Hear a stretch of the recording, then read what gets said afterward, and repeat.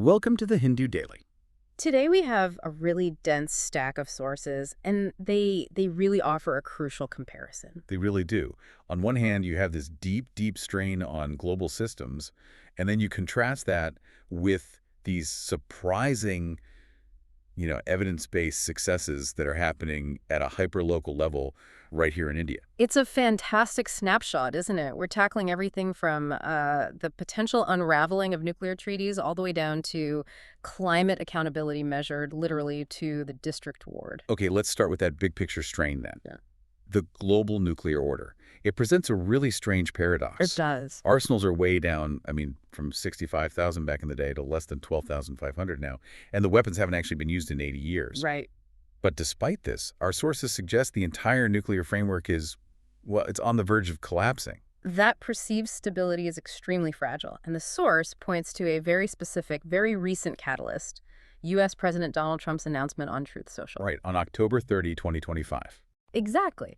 He declared he would resume nuclear testing immediately, and he instructed the Department of War to execute it. Which, as our source highlights, is a detail that shows a slight misunderstanding of the bureaucracy. A little bit, yeah. The labs actually fall under the Department of Energy, not a Department of War. But the real ambiguity, the part that's causing all the concern, is what kind of testing he actually means. That's the crux of it. Is it nuclear explosive testing, which the U.S. has banned since 1992 and Russia since 1990, or is it just, systems tests? Like for the new variable yield B-6113 gravity bomb they're already developing. Precisely. And that ambiguity is the weapon itself, in a way. Even without explosive tests, the arms race is, frankly, accelerating. Russia is fielding new designs like the nuclear-powered Burevestnik cruise missile and the Poseidon torpedo. And China is perfecting its nuclear-capable hypersonic glide vehicles. Right. But the resumption of explosive testing, that's a different beast. It threatens to shatter the whole non-proliferation architecture. So why is that explosive testing line so critical? Especially when, Russia has already withdrawn its ratification of the Comprehensive Test Ban Treaty, the CTBT. Well, because the CTBT's failure leads directly, almost inevitably, to the demise of the Non-Proliferation Treaty, the NPT. Which is the cornerstone of the whole system. It's the whole ballgame. The CTBT essentially allowed countries like the U.S. and Russia, which had performed over 1,000 tests each, to sustain their stockpiles using computer models and what they call zero-yield tests. So they didn't need to do big explosions anymore. They had the data, but countries that lack that deep historical data, think India, Pakistan, North Korea, who never even signed the treaty, they can't confidently deploy new warhead designs without testing. So resuming testing basically gives those lower testing nations the green light to play catch-up. You've hit the nail on the head. The source stresses that China would be the biggest short-term winner. They've only conducted 47 past tests. That's a surprisingly low number. It is. So if the U.S. resumes, China gets to validate all its new designs. And then India and Pakistan, who only tested once back in 1998, would certainly follow suit to validate their own systems. The ultimate goal here, the thing we can't lose, is keeping the global taboo against the use of nuclear weapons intact. And this action jeopardizes even that. It puts everything at risk. Okay, so that's systemic breakdown at the global level. Now let's look at systemic success at the sub-state level, specifically this Tamil Nadu climate action model. It's a fascinating contrast. It really is. They are tackling climate change not just from the top down, but from the bottom up, through the Tamil Nadu Green Climate Company, or TNGCC. And they are setting an incredibly aggressive pace. Their stated ambition is to reach net zero well before India's national 2070 target. And this isn't just aspirational. The data actually proves it's possible, right? Oh, absolutely. Despite being a heavily industrialized state, TN cut its emission intensity relative to GDP by nearly 60% between 2005 and 2019. 60%, that's huge. It's a massive number. They contributed only 7% of India's total emissions in 2019. And get this. Already, 60% of their installed power capacity comes from renewables. That's a staggering achievement for an industrial state. But the real genius, as our source points out, is the local accountability. Tell us about these district-level plans. This is the core of their what gets measured gets done philosophy. They've piloted district-level decarbonization plans in 4 places: the Nilgiris, Coimbatore, Ramanathapuram, and Virudhunagar. And what do they find? They determined that, through targeted clean energy and industrial efficiency measures, They could abate up to 92% of their projected future emissions. And I notice those targets are customized, which seems key. It's absolutely crucial. The Nilgiris, for instance, where transport is the biggest polluter, can actually hit net zero by 2030. Wow. Whereas the industrially heavy districts like Coimbatore and Virudhunagar, they're aiming for 2055. This isn't just theory. It's backed by a real-time climate action tracker. It creates total transparency. So anyone can see the progress. Anyone. And they're also moving beyond just energy and industry. They're investing heavily in afforestation and wetland restoration. TN hosts 20 Ramsar sites, recognizing that climate action has to integrate the local environment and community participation. That is a true blueprint for evidence-led growth. Okay, let's pivot now from evidence-led policy to the highly charged arena of public opinion and social cohesion. We're looking at this growing debate over the public demonstration of devotion in India. And the central question is provocative. Should public expression of devotion be avoided? Yeah. The source uses some pretty recent examples, like the police removing unauthorized sound systems from places of worship in UP, and then also instances of namaz being offered at the Bengaluru airport to sort of frame the issue. And Tanika Sarkar's analysis here is particularly sharp. She argues that while, public religiosity has always been part of Indian life, the sheer demonstrativeness of it has escalated.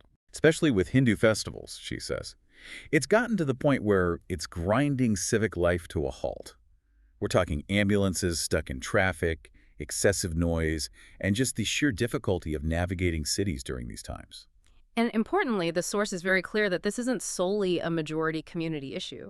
It points to competitive broadcasting of azan and bhajans or mosques, scheduling multiple Friday sessions just to prevent worshipers from spilling onto the roads. So it's a broader trend of religious assertion across the board. Exactly. And then Sanjay Hegde brings in the legal dimension, what is actually permissible.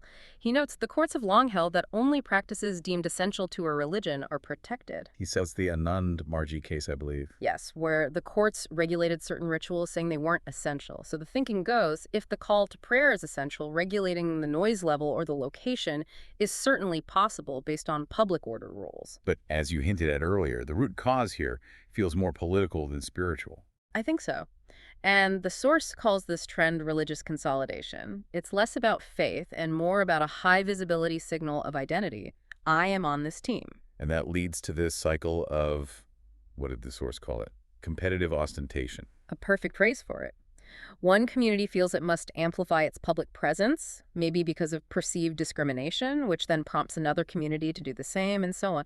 It creates this very negative cycle. The negative outcome being what exactly? The erosion of rational religiosity. Religion becomes less about personal faith and more about, everyday intimidation. It becomes a license for behavior that disrupts civil society, where one community feels it has an immunity that others do not. Okay, moving from social health to public health now. Let's discuss a crisis that is linked directly to modern demands. Workplace stress driving a rise in diabetes. And the numbers are just staggering. India already has 10.1 crore people living with diabetes, and the numbers are only going up. The connection is purely physiological, but I think it's one we often underestimate. We absolutely do. Chronic, unrelenting stress pushes the body into fight or flight mode. That means elevated cortisol and adrenaline. Right. And that chemically disrupts your glucose metabolism. It makes your body resistant to its own insulin, and it favors fat accumulation, particularly around the core. And doctors are seeing the clinical evidence now in their offices. They're seeing patients in their early 30s and 40s presenting with rising sugar levels, poor sleep, central weight gain. And often without the extreme dietary excess you'd traditionally expect to see. It's cortisol driving the bus, not just calories. The source also mentions a gendered pattern. Yes. Multiple studies point to a higher incidence of type 2 diabetes and prediabetes in women that's directly linked to prolonged occupational stress. But what's truly insidious here is the normalization of the symptoms. What do you mean by that? Well, the warning signs, abdominal weight gain, constant fatigue, fragmented sleep, are constantly misattributed to busy lifestyles. We just accept it as normal. Instead of recognizing them as genuine endocrine warning signals. That's a powerful point. We're literally dismissing a core metabolic warning signal just because it fits the busy narrative. Exactly. So who are the highest risk groups? Predictably, it's tech, finance, customer service, and healthcare professionals, people in high-pressure jobs. But the source also singles out night shift workers. It does, because their disrupted circadian rhythms severely compromise insulin sensitivity, making them highly vulnerable to this kind of metabolic breakdown. So the solution here can't just be better medication. It has to involve environmental change at the workplace. It has to. And experts emphasize low-cost, high-impact solutions. Things like mandated movement gaps, properly scheduled breaks, and firm limits on late-night logging. Practical changes. Very practical. And for those who are already diagnosed, stress management, things like mindfulness or therapy, can actually stabilize blood glucose levels. It just shows how deeply connected our mental and metabolic health really are. Continuing in the science section, let's talk about India's Universal Immunization Program, the UIP. There is a really strong scientific argument in our sources suggesting that hepatitis A, Hep A, deserves a higher priority than the typhoid conjugate vaccine, which is currently being debated for inclusion. That's right. And the argument is driven by a massive epidemiological shift. A shift in how the disease behaves in the population. Precisely. Due to improved sanitation, especially in urban centers, Hep A is no longer the benign childhood infection it used to be, where most kids got it early, had a mild case, and then gained lifelong immunity. Right. So now fewer children are exposed early on. Which means we've created a growing pool of unprotected adolescents and adults who have low seroprevalence. The source says it's less than 60% in many cities. And for those older groups, the disease is much more severe. Much more severe. It can lead to acute liver failure and has much higher fatality rates. What's so compelling about the Hep A argument is the feasibility of a solution. It is entirely preventable with a single, highly durable vaccine dose. And it's not some expensive imported vaccine. Not at all. India has its own indigenous, proven vaccine biological ease, BioVac A, which has been used successfully in the private sector for 2 decades. So why the specific push for Hep A before typhoid? What's the strategic thinking? Well, a few things. Hep A lacks a specific treatment for severe cases, unlike typhoid, which has antibiotics, and the vaccine solution is more durable and less prone to immunity waning than some other vaccines. The source calls it the low-hanging fruit. It is. It's the low-hanging fruit for preventing severe, indiscriminate disease outbreaks. The recommendation is for a phased rollout, co-administering the vaccine with existing boosters in the UIP, starting in states that are already seeing repeated outbreaks or have low antibody prevalence. So it's about applying rational sequencing to the UIP model.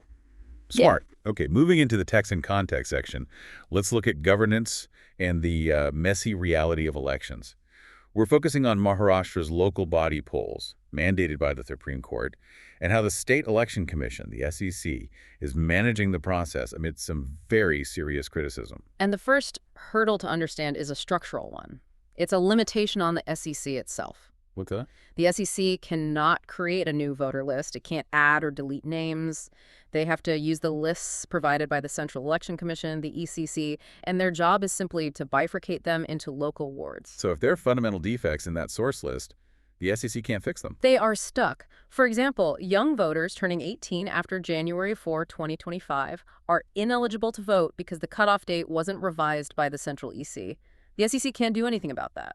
So the SEC's power is really just in delimitation and trying to clean up the existing mess during a very short revision period. Exactly. From November 20th to December 12th, they are allowing objections on things like missing names or wrong ward assignments. But the biggest challenge, the major criticism from the opposition, is tackling duplicate entries. Right.